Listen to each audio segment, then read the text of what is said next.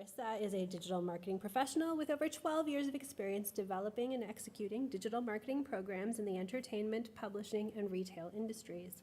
She's been part of the Digital Capabilities Department at Harlequin for the past 7 years and currently leads the audience development team, which is responsible for the Harlequin corporate social media, digital content, email marketing, and digital advertising programs. Before joining Harlequin, Larissa served as the social media team lead at Canadian Tire, where she contributed to the creation of Canadian Tire's first social media strategy and provided leadership and strategic direction for the social media team. Previous to that, while at Ticketmaster as the marketing services manager, Larissa led a team providing web merchandising, email, and digital content services and initiated Ticketmaster Canada's social media program. Larissa loves 80s music, the Golden Girls, and David Bowie. She lives in Toronto with her partner, plus LeVar Burton and Fizzgig, collectively known as the Cats.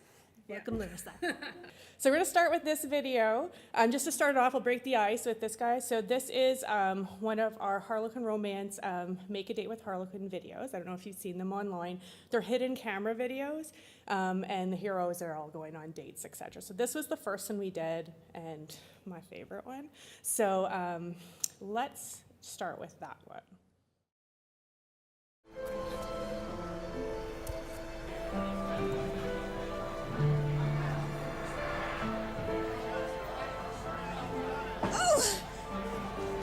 Wow, I should go.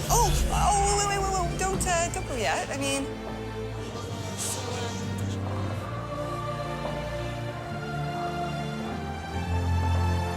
Oh, okay. It's amazing. Oh, that is nice. This is your ball here. Oh, no, hang on.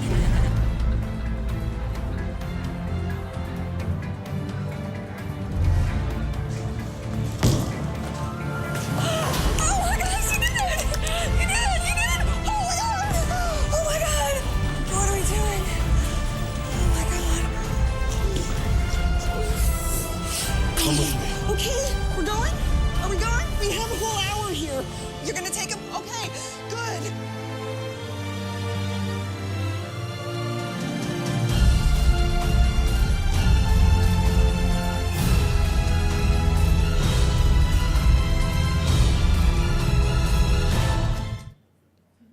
Okay. See, I knew that one would break the ice. We're getting into it. Okay, so that's part of our Make a Date with Harlequin series. There's 4 videos in that series. I have one more at the end to kind of like, wrap us up with that. Okay, so I'm gonna go move along and get up to it just won't play the videos and the big screens, but I can put these up. Okay, so thank you, already gave me an introduction, so I won't go into my cats and all that stuff. But I'm Larissa Walker, Audience Development Manager at Harlequin. That's a Harlequinized version of me. We all have one of those. I'm a digital marketing professional. Been doing this for about 12 years, as was mentioned, in entertainment, publishing, and retail. So that's Harlequin, Ticketmaster, and Canadian Tire. Harlequin's much more exciting than Canadian Tire.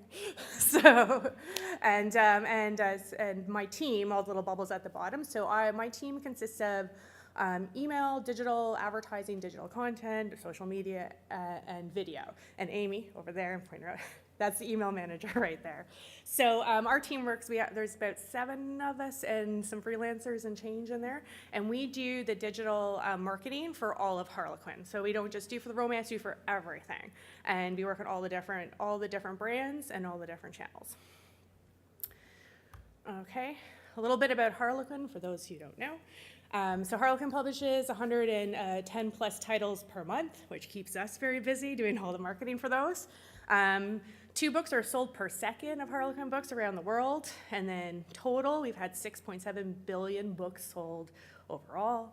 We have 10 imprints, I'm gonna get into that in a second, 1,300 authors, and 150 countries, 6 continents, 30 plus languages. So Harlequin is a very big operation, and a couple years back now, we were acquired by HarperCollins, so we're part of the HarperCollins team as well. Okay, so I thought I'd just point out a little bit of the different imprints we do. I know you guys all know we do romance, obviously. We just watched The Viking. So we have our Harlequin series romance. which has 84 titles coming out every month. So it's become more like a magazine kind of model where new books come out every month on a specific theme that you might be interested in. Maybe you like passion books, maybe you are more into like sweet books. This is where you're at, and there's a nonstop supply of those for you. So we recently launched a new series, Dare, for Harlequin, and it's a little bit more edgy, more modern, more woman-focused, and we have a video for that one. So I'm going to show you guys that.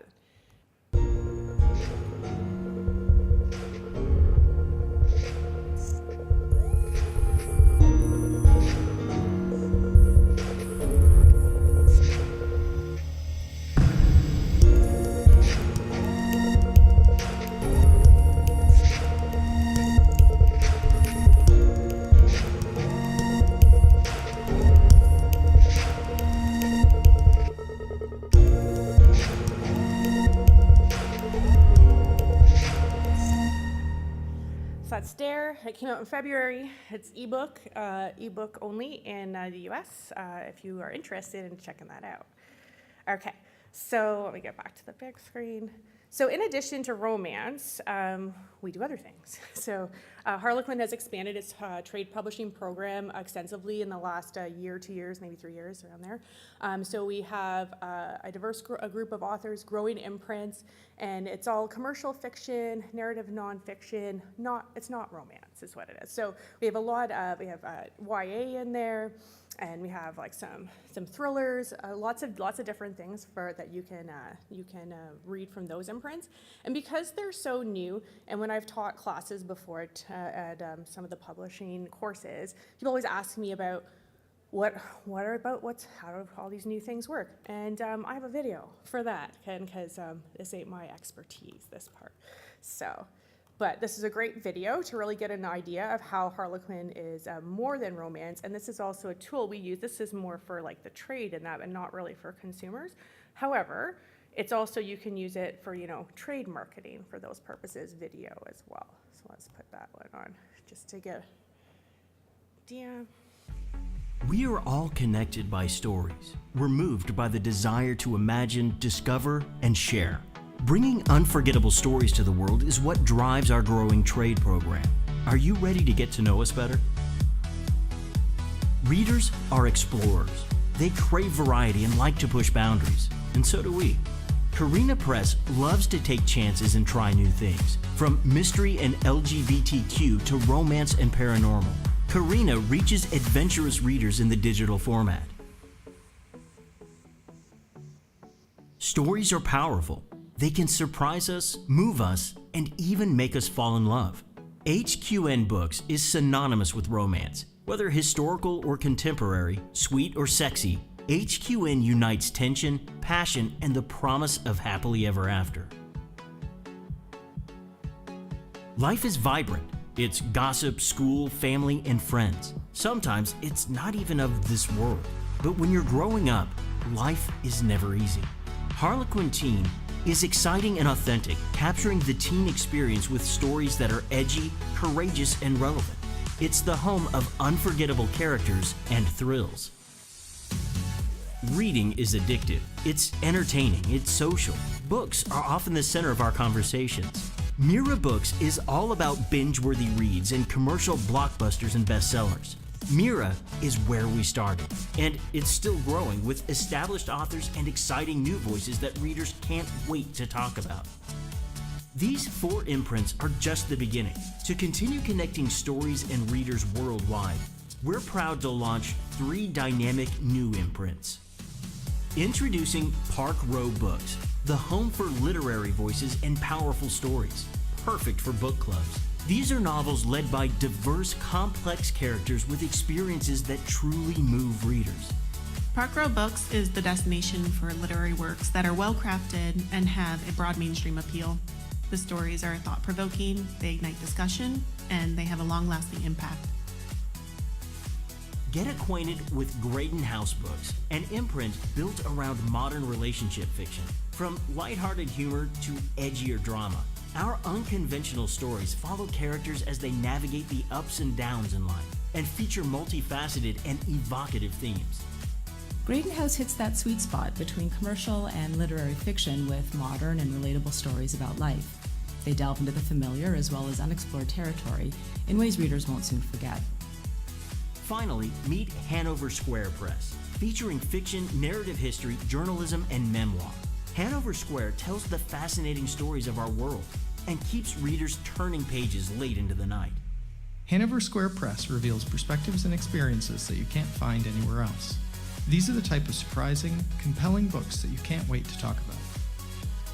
7 imprints from Harlequin Trade Publishing play across the spectrum, each with the fresh outlook and independence of a boutique publisher, backed by the power and reach of an established name in publishing. Growing fast, we are on the lookout for new stories to share with the world. We're hoping you know just the author. Care to join us? Okay, so now that we watched some videos, why are we doing this? This is the question. So with marketing, we all know that digital, social media, all that stuff has been a big deal for many years now. And digital video itself has seen a big boom in about the last like 2 and 3-ish years. So right now, 74% of internet traffic is video. Completely.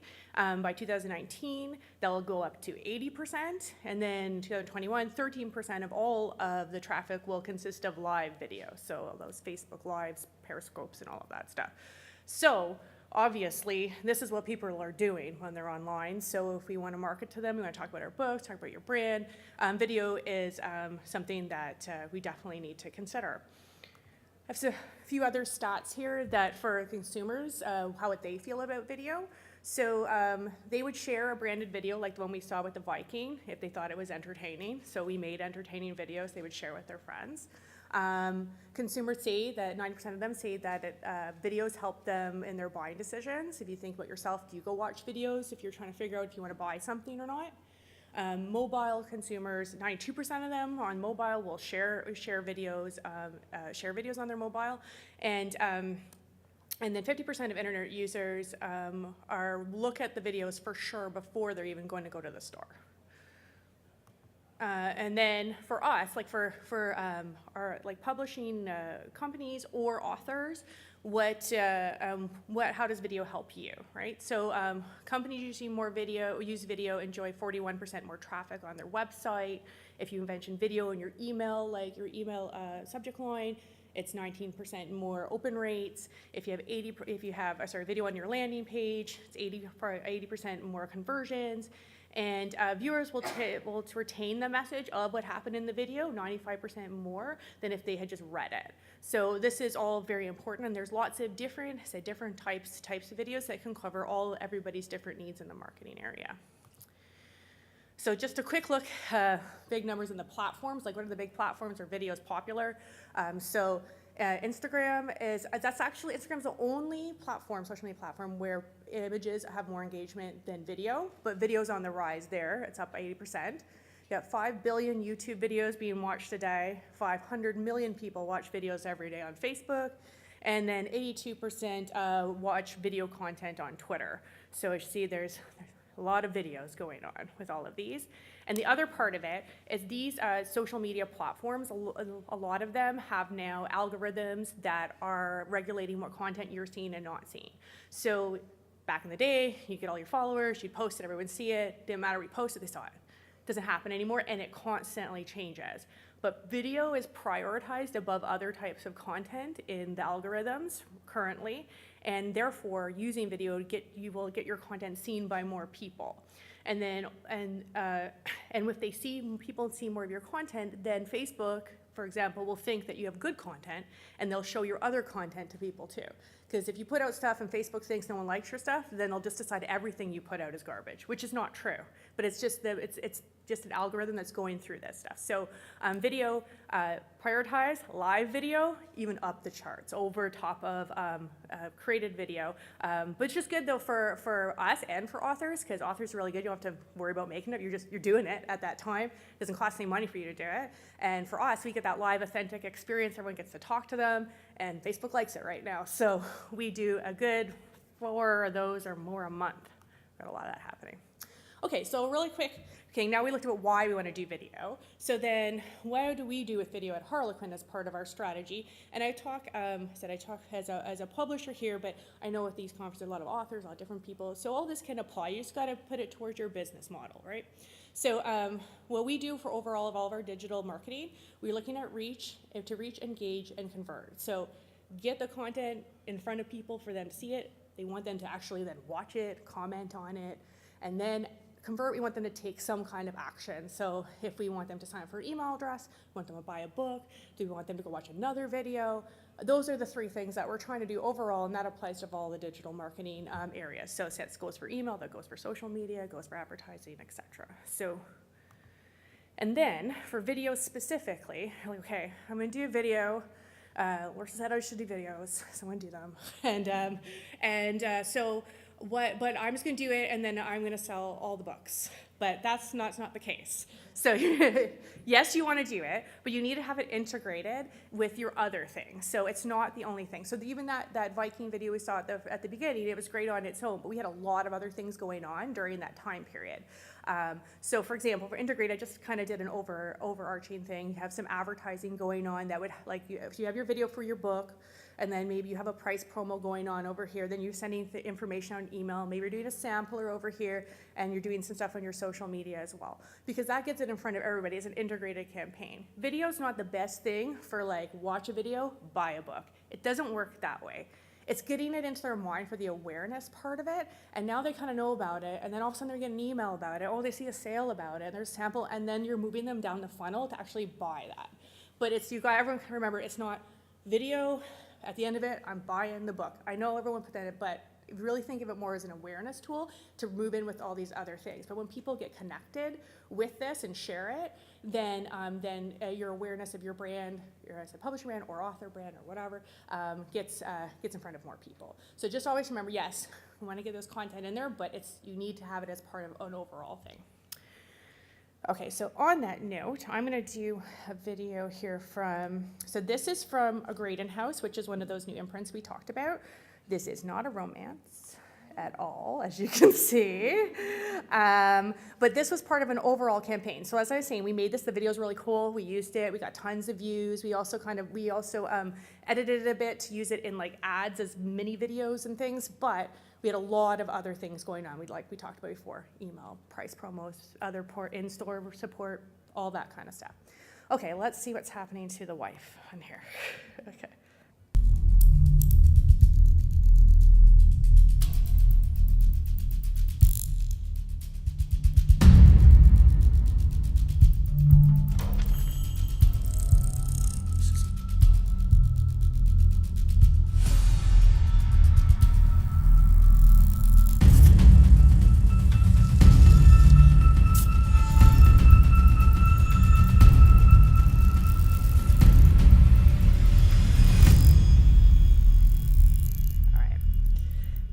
Best day ever.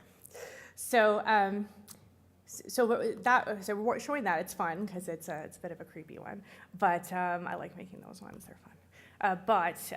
Again, that was part of an overall campaign. It's a great video. It looks like a movie trailer, right? But there's even movies when they're doing that. They're doing a lot of other things on the side too. So you got to think of those other things. For example, you guys all remember the new Old Spice guy. They had the video when he first came out, and everyone's watching him and everything. And then they had like this up spike in all of their deodorants, their Old Spice deodorants that they were selling. However, there was a 2-for-1 promo going on for all of those at the same time those videos were out. So it was working together. So I was saying it's not just even though that was a viral thing, the sale part, because they knew it wouldn't go directly to, but people have been watching that, they've been seeing him, they like him, he's fun, and then they go and see that they have this 2-for-1 deal throughout for their campaign for that. Okay, so types of videos. So some ones that I've shown you so far are very produced videos, but that's not the only options. There's lots of options depending on your budget, your skill level, the time you got going, all of that stuff. So number one, emotion videos. So the videos, those like tear jerkers that come out around Christmas time, and something's going on and someone's crying and whatsoever, but it's all like heartwarming. But there's not a lot of branding in those ones. It's all about the feeling, and you're conveying the feeling of that brand. Then brand advertising, which is through brand advertising through entertaining videos, similar to the Viking that we watched.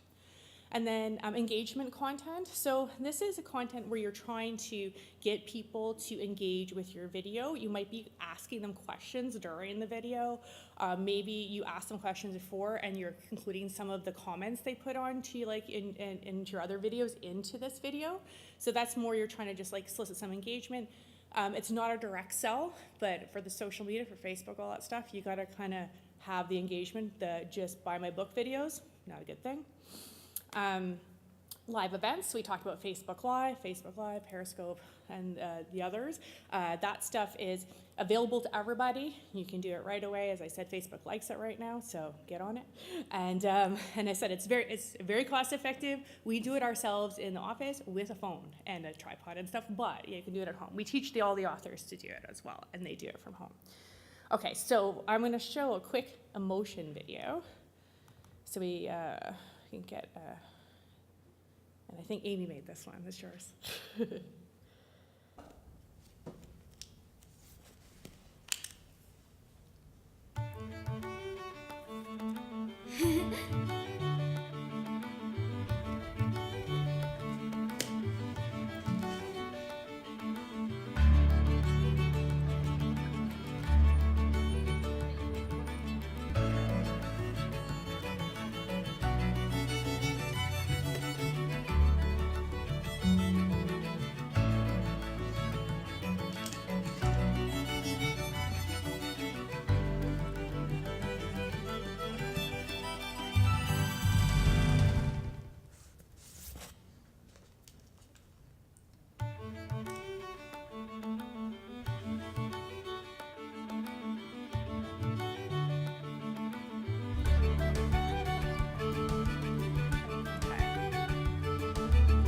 So yes, there was Harlequin books in that, but there was no messaging about buying them, and it was all about the reading experience and the passing on from mother to daughter, so you get that emotional experience with that video. So real quick, other product videos. So these are like book trailers. These are directly trying to influence for product sales. This type of stuff you definitely need to put some advertising dollars behind, because again, Facebook don't like that so much, and you'll definitely get a better reach with when you do that. Explainer videos, so I'm sure you probably watched those before. Explain to you either a business model or explain to you a concept or something, but it's all through video format. So if there's something you want to explain, if you're starting a new series, you can make it up about, make a video about that. Or if you're starting a new line of books, you can explain that too. And then visual FAQs. So this is more for if you're running a website or whatnot, and they're asking you questions. Customers are asking questions all the time. If you know the ones that are always coming, you can make videos out of that. So it's because we already said that the people who retain that information 95% over the 10% if they just read it. So it's a good way to get out of having to deal with all of that customer service on your own. So then we talked about a little bit how to make this video production. Like, how do I make videos? I don't have any money. I don't know what I'm doing. What should I do? So there's many different options. Agency, so that would cost a lot. So that would be more of a company kind of publishing type thing. Freelance, now that ranges. You can get freelancers ranging from that are quite reasonably priced, and you can just find them a freelance kind of service online, or they can be more expensive as well. But you could find something that fits your budget. And then some places have an in-house studio. We do in New York. And then the other one, which I'll talk about, is animated and stock video creation tools. These are all the rage online, and they cost very little to use. They're similar. I don't know if any of you guys have used some online image editing, like Canva and stuff like that. It's similar, but for video. So you're just kind of pushing animated pieces together. You can put your book in it, make it, and then put it up. And they're very cost effective. You can do it at home if you don't have the option to do it professionally. So we do that on our team all the time. So I'm just gonna move to this guy over here.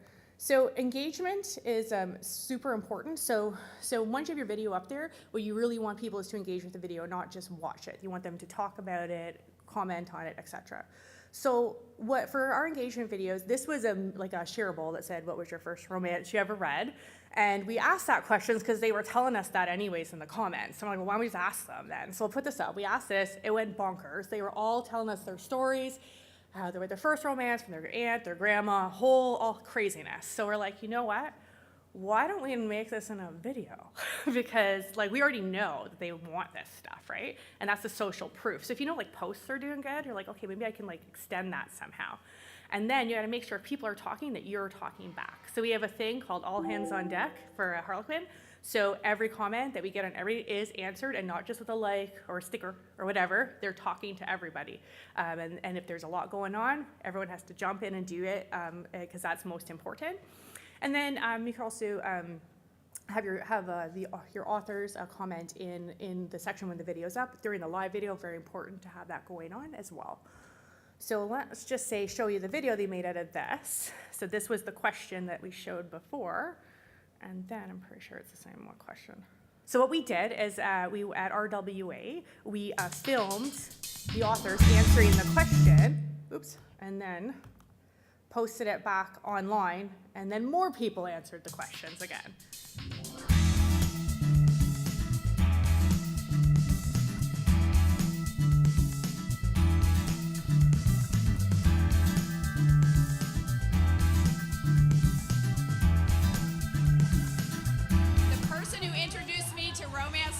Was my best friend. She was a huge romance fan, and she said, you have to read this. She made me a convert.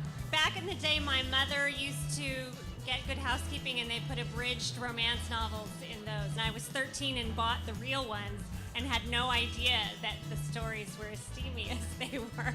The person that introduced me to romance was a wedding guest, and she gave us a copy of Vicki Lewis Thompson's Nerd in Shining Armor. Can't imagine why she'd give a librarian a nerd book, but she did, and so that was the first one.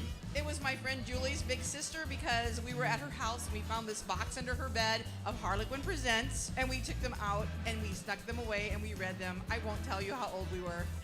It was kind of my secret thing that I did, and then I found out that everybody knew Harlequin. It was actually kind of a big deal, so. Oh, I found them myself. Yeah, definitely, in the library and my grandmother's closet. I had a friend who read Harlequins all the time, and she gave me a grocery bag full of them. And I read that whole bag, and I went back for more. So I was raised on Harlequins.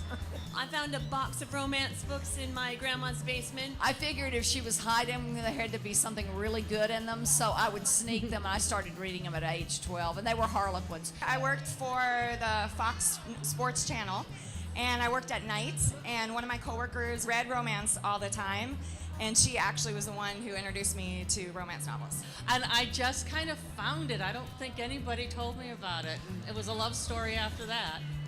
My sister is a voracious reader, and she has read everything for years. So I used to steal her books when I was too young to be reading some of the books that she was reading, because she's several years older than me.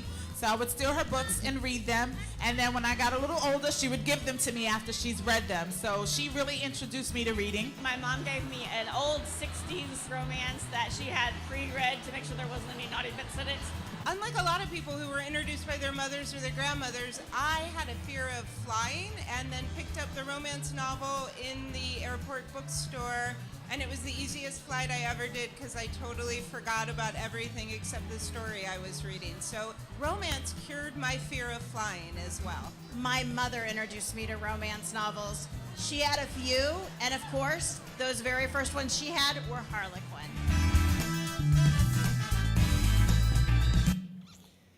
Okay, so a little bit about how we promote the videos. We talked a little bit about advertising that earlier, but the three main buckets for how you would want to promote this video, it doesn't just put it up there and things happen. Like, you have to do things with it. And so yeah, we can do paid advertising. So a lot of the all of the major digital platforms have advertising on them, and all of them have video ads. It's the most popular thing right now. Pre-roll advertising in particular on YouTube is something that is effective. Just a reminder of that you all skip the YouTube commercial, so you need your message to happen in those first 5 seconds, just in case they skip. And the secret is, if they skip before 6 seconds, you don't pay for that view. But if you told them at the beginning what's going on, you got a freebie out of them. So if Geico makes really short ones, our digital manager is always telling us that are 5 seconds long, just for that period, so they can get it through. So then earn, so getting it on like with their blogger relations, word of mouth, influencer outreach, and then social engagement. So if people are sharing your videos with their friends. And then the stuff that you own, which would be like your website, your email lists. We have an author advocacy program where all our authors are all hooked into this system where they get all of our content and they can easily click and share it right off there, and we can track what's happening. With 1,300 authors, it was a good idea to do that. And then, of course, your social media accounts of your own, because you own those ones. I'm just gonna skip that, guys. I don't have a lot of time. Okay, so then for measurement, so we're gonna measure these videos. You gotta see like, well, what were you trying to do with this video at the beginning? I do always say awareness is the biggest objective we see with videos. Now we're getting awareness and going to get into the conversion later, but there are some places that we can measure the other objectives as well. So for awareness, you want to measure reach. So like how many people saw this particular thing. Now, reach and impressions are different. Impressions is how many times it was put out there, whether people saw it or not, and then reach is people who specifically saw it. Those are different calculations that you can get off of the different different platforms. View time, like how long they actually viewed it, did they complete it, and then brand lift if you're doing Google Alerts or if you're doing social listening like we do. Did you put these videos out? Are people talking about you online? And you can see, oh yeah, my video's doing good.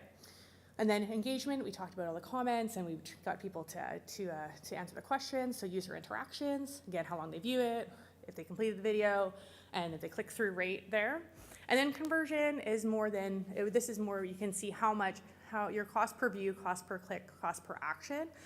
If you're doing the digital advertising and you're targeting the correct market, then your cost net should be going down because you want to have a really niche market. If you go really wide, you're competing against other people. So you want to try to get it in a good space where you're getting the biggest bang for your buck.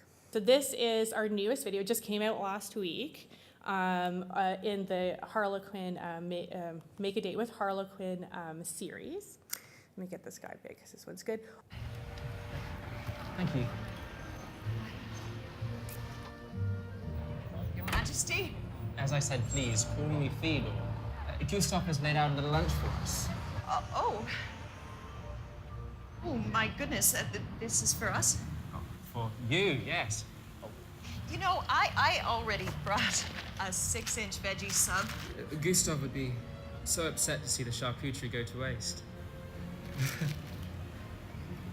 Please. Would you like some champagne? Yes.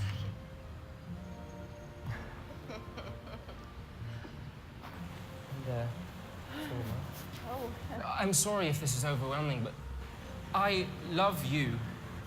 You what?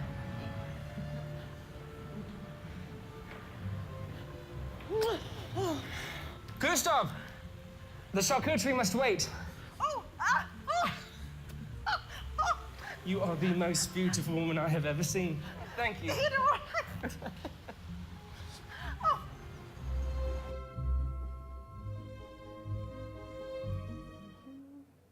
Okay, and that is it for me. There's 2 more of those videos if you want to look online. There's a cowboy and a Highlander. So if anyone's interested in seeing the rest of them, go to our YouTube channel. They're in the playlist at the top. So yeah. Questions? We could watch another video? No? Yes? What do you find is the biggest challenge when you were for integrating the video into your strategy when you were first starting? So I think the biggest challenge is that people, they thought that the video would be the thing and that's it, and we don't need to do anything else.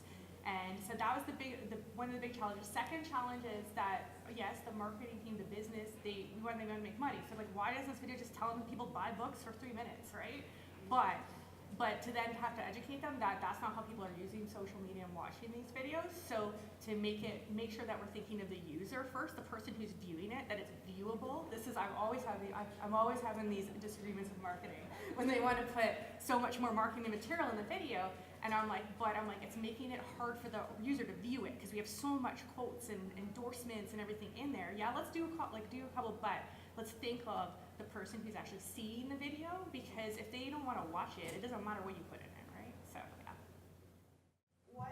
So who on your team has final say of what goes into each type of video? Is it split up more marketing style has like marketing say is more final like on the video, or is it?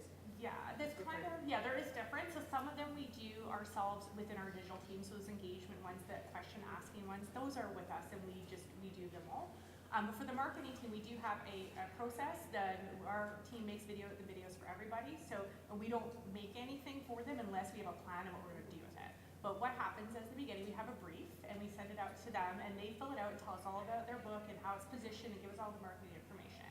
And then we meet as have a little kickoff meeting and we brainstorm together like what would be the best way to make this video. So they tell us what they want to do and then we say, okay, well, that's good, but that won't work online, so we probably should do this. And then we kind of come to an agreement between like, you know, what works best if we get our business goals, but also the user experience. So we go back and we make the videos in whatever method we're using. We use a lot of freelance. And then we do get a couple rounds of feedback from the marketing teams. And then they do final approval, but it's based on the best practice. Final approval of them on like the content, positioning, is this the right book? Because that's an issue sometimes in the videos. And then for us, it's the viewability. So yeah, we sometimes in there with the quotes, I'll fight them and we'll kind of split the difference at the end. I'm like, okay, can we go with 3 instead of 5? I'd like 1, but maybe you could do in the middle. So somewhere where you're trying to, I think if you explain to them like why you're doing that, you're not just saying like, I don't care about your marketing stuff. That's not the case. And they're not trying to say that's their goal, right? And our goal, we need them to watch it. So you kind of have to marry those two. Yeah. Hey, yes. You mentioned that you guys do a lot of live video. Yes. And to show your authors how to Mm-hmm. What kind of stuff are you doing on live video? So, excuse me, we do Facebook Lives, as I said, every week or a couple every week. So for the authors, they do chats like from their homes, and sometimes they'll like, you know, do recipes. They might cook something. They might make something. Some of them will just talk if they're engaging. Some of them, if they're nervous, doing something like having an activity makes them less nervous for that. And so for that, we usually talk to the author and see like, well, what do you like to do? Like, what are your people on your platforms like? And let's try to figure out how to make it like entertaining, because that's the behind the scenes. You don't just want to talk just about your book, but to get a little bit into it. So that's what type we do with those. In addition, we do live streams from different events. So we have at RWA, we have a big Harlequin party, and we'll live stream the VIP lounge where all the authors are, because they're all camera ready, they're all in their dresses, they're all made up. We have a whole hair and makeup thing before the party. This is great because they're all comfortable now. No one wants a camera in their face when they're not ready. We go around and we do it, and it's really popular. We do it for about 15 minutes. And it's before the party, but everyone can see all their authors together talking, and then we ask them like what dress you're wearing, kind of do it off screen, but it's just kidding around with that. But the live events like that are good. But when you do any of that stuff, you just have to, the thing is to remember with the live stuff, it does not have to be perfect. In fact, it should not be perfect. The fact that it's not makes people think it's more authentic anyways, because they think, oh, you're not trying to be slick, this is a real person, right? However, you still gotta watch when you're doing it. Don't have a lot of clutter and stuff behind you, because people, like, they won't be able to focus on what's going on. Make sure that like your audio is good, you know, make sure your camera's turned the right way and all of that. If you're comfortable, you can try to answer the questions as they come in. If you're not, you don't have to. You can go later on, but do go back and answer the questions so they'll come watch again. But with those ones, just I would say look at the content that already is working and how do you work that into this live version of things. Yeah. Yes. So explain all the measures that you use. Yes. Yeah. Yes. So what has been the most successful campaign? The most successful campaign is the Viking, which I put him off at the beginning. We had done a few different videos, brand videos, and before that, but that was the one that really took off because it was having fun with the brand, but not lampooning it, right? But it was fun enough to share event to everybody. Anyone who reads romance novels got a kick out of it too, right? So that was was our most successful one thus far. It's also a really big priority for us, so it gets a lot of promotion around it otherwise. But since that one got really well, we kept doing a series of it. So yeah. Yes. Do you ever have less engagement than you expect from it? Oh yes. So that's always the case, right? Sometimes you don't know what's going to work. So if you're testing something new, or Facebook changed something that day, you don't know, like what's going on with with fake news business, and they're trying to shut things down. So what you got to do is experiment. You gotta know that for videos, like everything I tell you today, things might change tomorrow. So you just have to keep up on it. Now you don't have to study it every day. Don't do that. It's new the next day after. But you find there's good like digital marketing blogs, I would suggest getting off, like do look at the book ones, like the publishing industry, but it's not the rocket ship of industries for digital marketing. So if you look at, I'm just saying, yeah, you want to like that part. But if you look at like straight digital marketing blogs and things like Social Media Examiner, things like that, they'll give you some tips that you can then use on your own as things change. And Sprout Social is like, it's like a Hootsuite a social media management tool, but they have a blog where they have a lot of resources and white papers. I use them all the time because I need to keep updated and use them. It's a good place to go. I find it to be really clear, but it's very, so you're getting like the newest stuff, and then you can apply it to your things. Like for your publishing part, yes, but I think for the digital stuff, that's when I came to work here. I didn't come from books before that, and I told my boss, I'm like, when I was interviewed, I'm like, I don't know anything about these books. I said, however, she's like, well, we got a lot of people know about that here. She's like, what we need is someone who knows about the digital marketing stuff.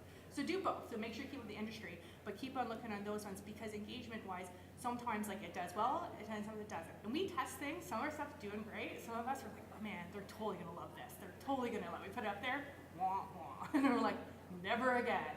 So it's good to kind of test those ones with the ones that aren't as you don't put a lot of money on a test, right? You want to start like with something little, see how it goes, and if it's working for you, then you could try to like put a bit more investment in it. Like you don't want to throw your money down the hole, but sometimes we have about 30% of our advertising is money is dedicated to testing for the year, just to test different things.